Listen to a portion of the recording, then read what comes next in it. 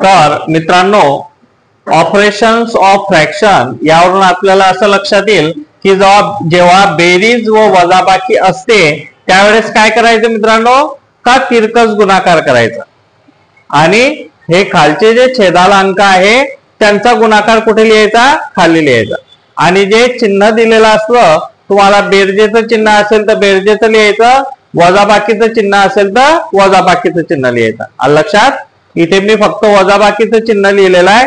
इथे जर उदाहरणात तुम्हाला बेरजेचं चिन्ह दिलेलं असेल तर तुमचं इथे कोणतं चिन्ह पाहिजे, बेरजेचं चिन्ह पाहिजे. आलं लक्षात?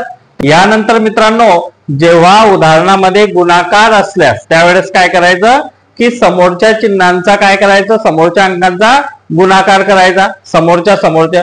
मग अंशस्थानी इथे ए आहे, इथे सी आहे, या दोघांचा गुणाकार लिहायचा आणि छेदस्थानी मित्रांनो इथे बी आहे, इथे डी आहे, यांचा समोरासमोरचा गुणाकार करायचा आणि इथे लिहायचा. आलं लक्षात?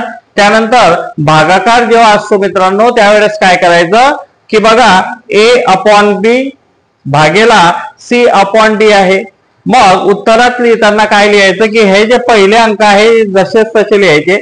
त्यानंतर हे जे भागाकाराचे चिन्ह आहे त्याला बदलून काय करायचं, गुणाकाराचे चिन्ह करायचं आणि हे जे नंतरचं मित्रांनो तुम्हाला पद दिलेलं आहे त्यांची काय करायची, उलट करायची. म्हणजे आता बघा इथे सी अपॉन डी आहे तर आपण उलट काय केलं, डी अपॉन सी. आणि तुम्हाला माहिती आहे जेव्हा गुणाकार असतो त्यावेळेस आपण काय करतो, समोरच्या अंकांची गुणाकार करत असतो. लक्षात? ए मल्टिप्लाइड बाय डी आणि बी मल्टिप्लाइड बाय सी अशा पद्धतीने. लक्षात?